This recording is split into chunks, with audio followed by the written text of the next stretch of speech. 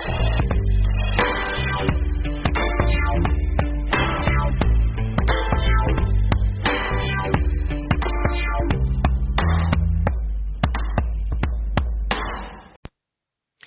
cette capsule vidéo, nous allons étudier l'algorithme des cas plus proches voisins. Cet algorithme appartient à la famille des algorithmes d'apprentissage automatique dits de machine learning. Nous allons donc tenter de voir pourquoi celui-ci est absolument essentiel en informatique et pourquoi il est utilisé par de nombreuses sociétés comme les fameux GAFAM qui cherchent à utiliser les données de leurs utilisateurs afin de nourrir des algorithmes de machine learning qui permettront ensuite d'en savoir toujours plus sur nous et ainsi de mieux cerner nos besoins en termes de consommation. Allez, en route pour la découverte.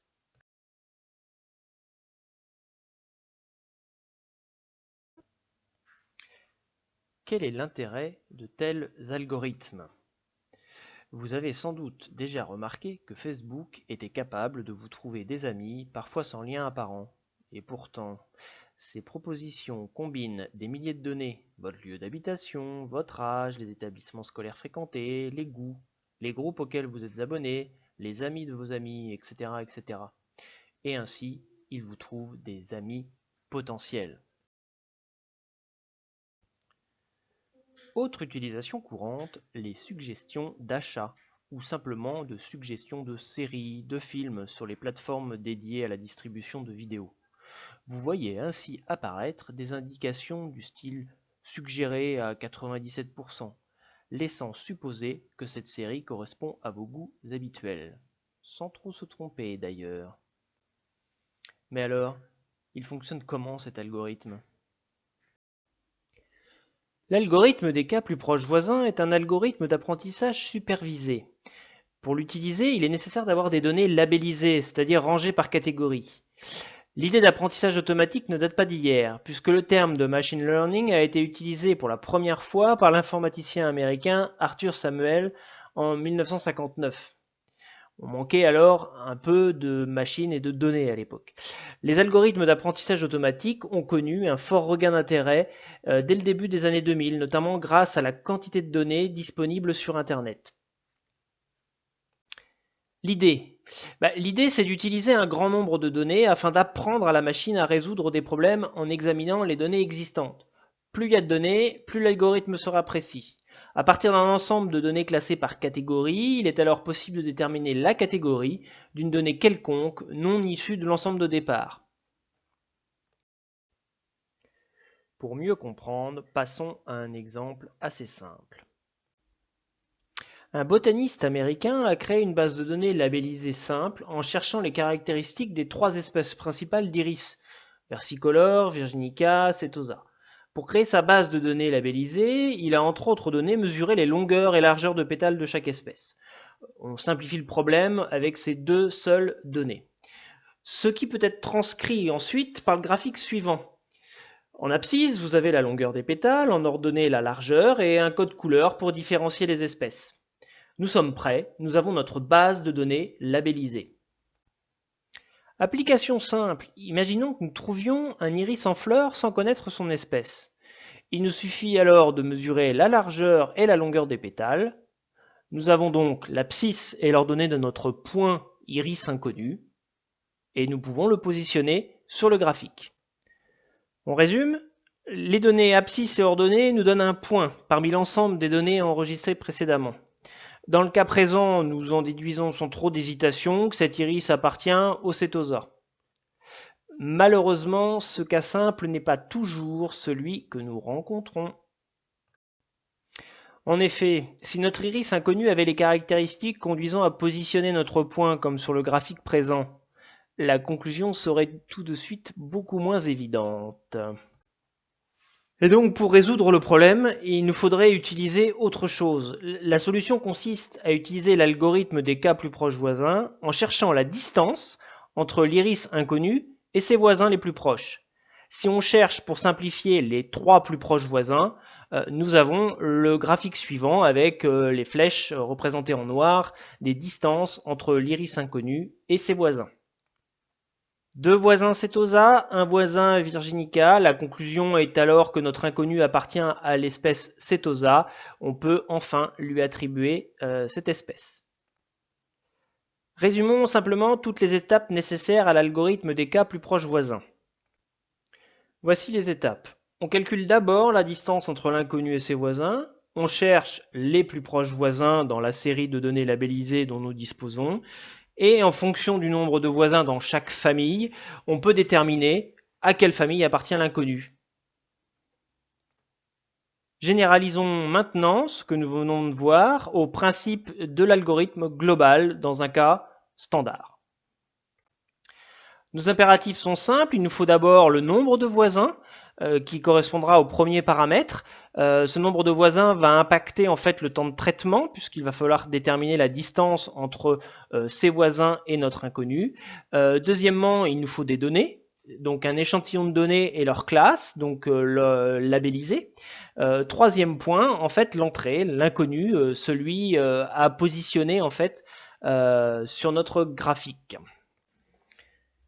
Première étape, le choix de la méthode de calcul de la distance. Nous y reviendrons ultérieurement. Celui-ci aura un impact sur le résultat final de la détermination des cas plus proches voisins. Deuxième point, nous pouvons pondérer non pas un critère qui serait largeur et longueur des pétales, mais plusieurs critères. On aurait pu imaginer rajouter la couleur, rajouter la date à laquelle les fleurs apparaissent. Et pondérer l'ensemble de ces résultats pour avoir quelque chose de plus précis.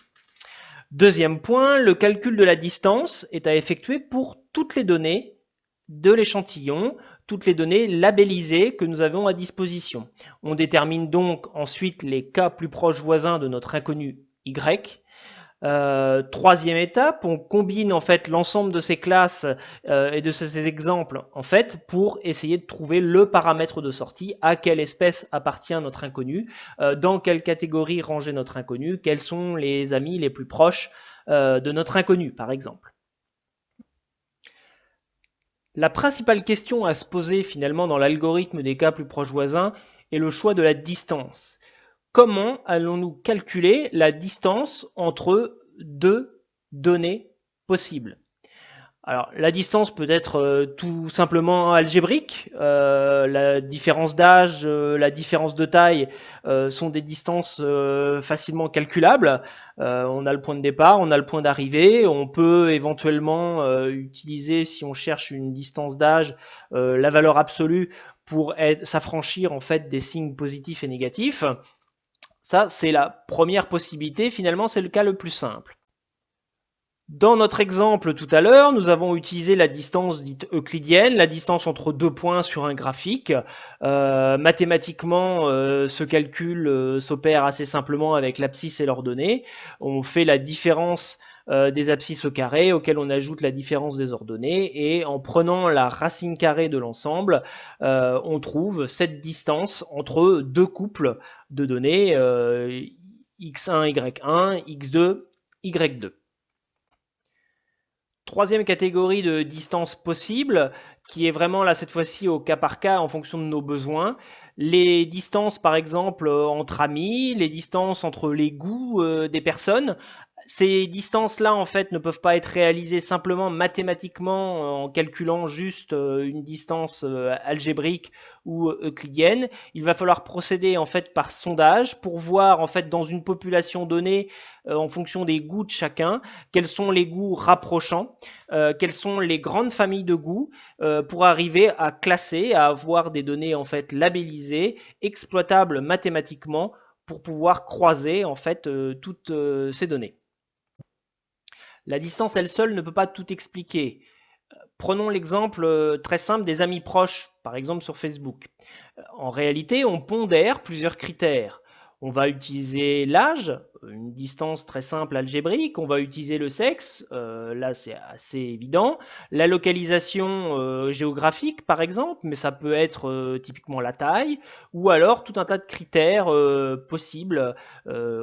Après c'est en fonction de l'imagination de chacun, le nombre de films préférés en commun, le style de musique préféré, voilà, donc on va puiser en fait dans l'univers des goûts de chacun, des groupes, auquel on est abonné pour arriver à trouver en fait les amis proches.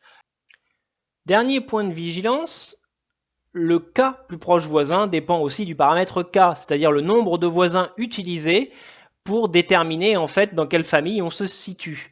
Vous voyez bien sur le graphique représenté ici que si on est sur k égale 5, donc dans la zone du cercle plein bleu, on a 3 voisins bleus et 2 voisins jaunes.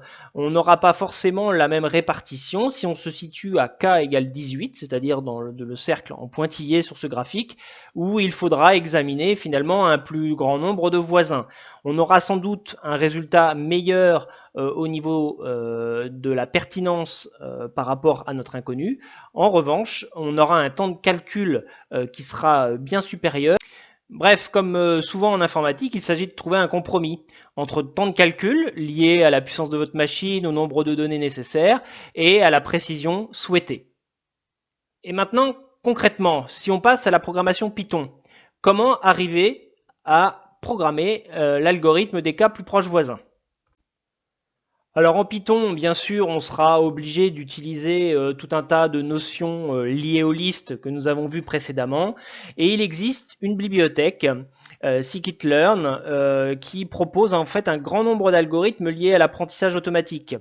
Donc parmi ces algorithmes, scikit-learn propose l'algorithme des cas plus proches voisins. La mise en place est assez simple. On récupère la liste de nos données qui sont classées. On utilise le modèle des cas plus proches voisins en précisant comme paramètre évidemment le nombre de voisins que l'on souhaite utiliser. Et on permet de récupérer en fait la prédiction suite au modèle lorsque l'on a en fait une donnée inconnue. Je vous invite, pour aller plus loin, à reprendre quelques ressources. Bien sûr, vous pouvez consulter en fait toutes les données sur la bibliothèque scikit-learn en Python, et bien sûr vous pencher en détail sur l'article de Wikipédia lié aux plus proches voisins. Cet article, celui-ci est en français. Vous pouvez aussi reprendre celui beaucoup plus détaillé qui est en anglais. Maintenant que nous possédons les fondamentaux de l'algorithme des cas plus proches voisins, nous allons pouvoir passer à la pratique et à la mise en œuvre de cet algorithme dans les activités Python qui vont suivre. Bon courage!